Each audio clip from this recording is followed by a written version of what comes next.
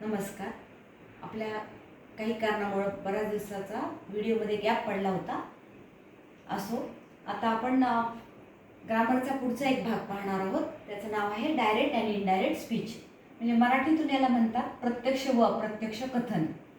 तर आपल्याला बऱ्याचदा असं येतं turn the following sentences into indirect speech. तर नेमकं कसं करायचं हे एकदा समजावून घ्या. He said I am unwell, हे झालं डायरेक्ट स्पीच. आता या वाक्याचं आपल्याला इनडायरेक्ट करायचं आहे. तर आता आपल्या नियमाप्रमाणे तो म्हणाला, आता मराठीतून समजावून घ्या. तो म्हणाला मला बरे वाटत नाही. तो म्हणाला की, आता याचं उत्तर कसं येतं पहा. तो म्हणाला की त्याला बरं वाटत नव्हतं. दुसरं उदाहरण पहा.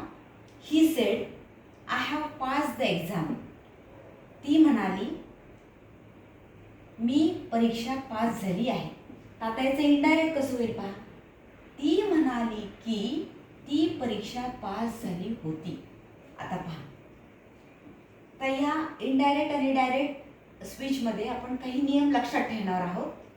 इनडायरेक्टचे डायरेक्ट करताना रिपोर्टेड वर्ड आणि रिपोर्टेड स्पीच याचा अभ्यास करायचा. आता ह्याला काय म्हणायचं, रिपोर्टेड वर्ब. हा भाग दोन भाग पडतात. या भागाला म्हणायचं रिपोर्टेड वर्ब, इकडे याला म्हणायचं रिपोर्टेड स्पीच. तर रिपोर्टेड वर्ब कोणत्या काळात आहे ते पहिल्यांदा पाहायचं. इथं रिपोर्टेड वर्ब भूतकाळात आहे. मग आता आपण कसं करायचं पहा. म्हणजे मी करता करताच तुम्हाला उत्तर लिहिताच पण समजावून स्पष्टीकरण करते. ही सेड, हे वाक्य साधं आहे, म्हणजे प्रश्नार्थक नाही, आज्ञार्थी नाही, साधं सिंपल आहे. म्हणून हे साधे वाक्य कशाने जोडायचं, दॅटने जोडायचं. दॅट. आता ही म्हणजे मुलगा, तो म्हणून आयचं झालं ही, नंतर एमचं झालं वॉज आणि अनवेल.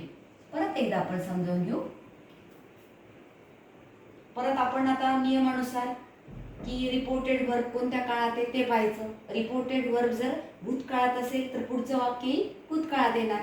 दुसरा नियम की डायरेक्टचे इनडायरेक्ट करताना अवतरण चिन्ह काढून टाकतात.